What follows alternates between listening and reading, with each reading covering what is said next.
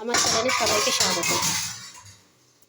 আজকে করলা আর আলু টেস্টি করে ভেজে দেখাবো, যাতে বাচ্চারাও খেতে পারে সেইভাবে। তার জন্য কি কি উপকরণ লাগছে: করলা, আলু, পেঁয়াজ আর লঙ্কা আপাতত আছে।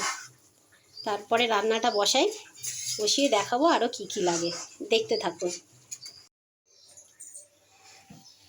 কড়া বসিয়েছি, কড়াতে এবার সাদা তেল ঢালা হলো।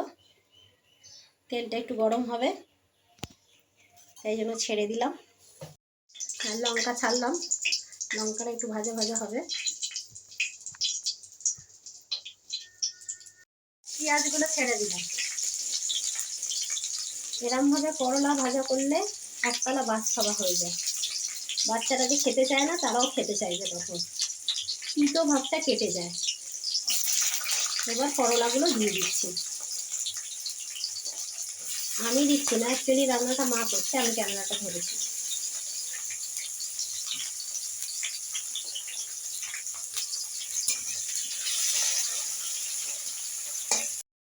করলাগুলো একটু ভাজা ভাজা হয়ে গেছে, এবার আলুটা ছাড়বে।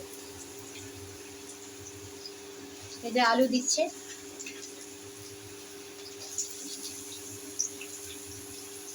এটা একটু ভাজা ভাজা করে করলেই ভালো লাগে খেতে, নয়তো করলা তিতোই লাগে না। আলুগুলো ছেড়ে দিচ্ছি। এবার স্বাদ মতো নুন দিয়ে দেওয়া হচ্ছে, যার যতটুকুনি লাগে।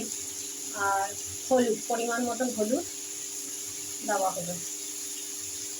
এবার করলা আলুটাকে সিদ্ধ করার জন্য একটু ঢাকা দিয়ে দিতে হবে।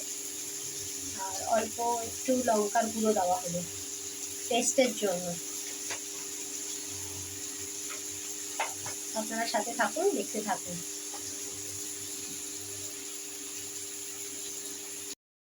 হ্যাঁ, এবার ভালো করে নাড়িয়ে চাড়িয়ে যাতে সিদ্ধ হয়ে যায়, তার জন্য একটুখানি ঢাকা দিয়ে রাখা হবে।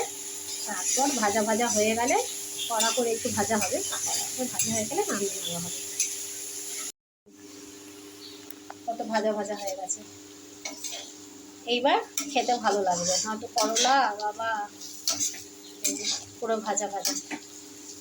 এরমভাবে করলা ভাজা করলে ছোট থেকে সবাই, বড় সবাই খাবে।